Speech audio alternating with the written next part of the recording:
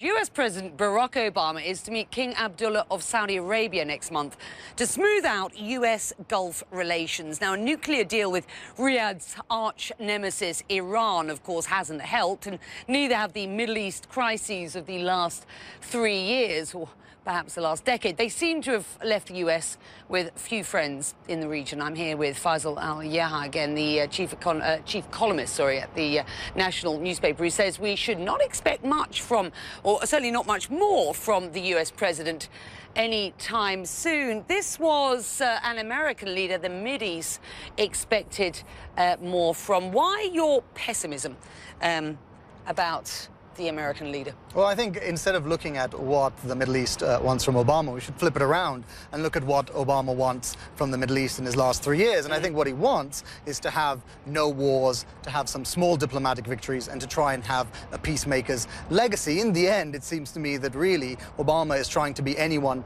but George Bush. And if he can set himself up as the opposite to the man who took the US into 2 wars, then he thinks that he can go into the next election with a good chance for the Democrats. I wonder whether there isn't another issue here, and it's a particularly prescient one. The real issue that with an increasingly energy self-sufficient United States, Washington just doesn't need to cozy up to its old mates, the likes of Riyadh these days, and is pivoting, as we've talked about before, away from the Mideast towards the real East, as it were, the Far East. Does that play in here significantly, do you think?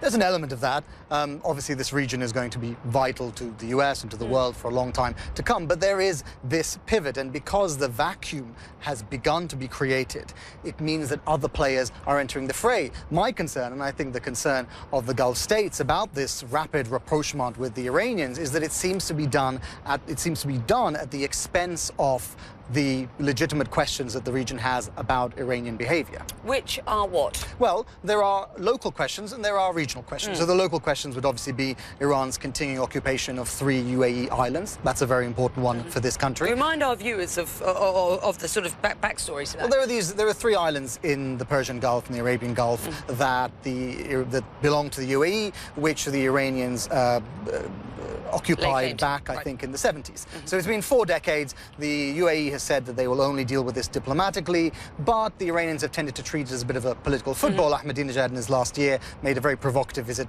there. So that's one aspect. That's the regional aspect. But then there's other things. I mean, the Iranians are involving themselves in the Houthi rebellion in the north of Yemen, bordering Saudi Arabia, extensively involved in Iraq, with bad consequences, very involved in Syria with horrendous consequences, and in Lebanon as well. So across the Middle East, you see the hand of Iran. And the Gulf, I think, is very concerned that the Americans are trying to find a quick resolution and forgetting that there are underlying questions. What is your sense from Riyadh's perspective of their relationship with the US and the sort of leverage they have today, 2014?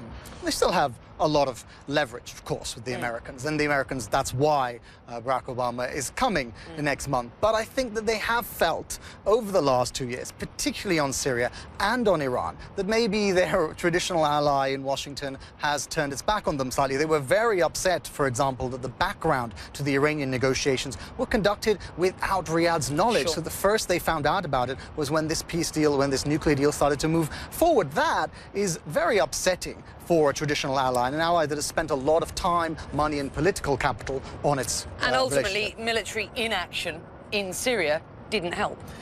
Yes, and that's, of course, the other big question. The Saudis are very, very concerned about a spillover into Jordan, which borders the Saudis, and they're very concerned about other regional concerns.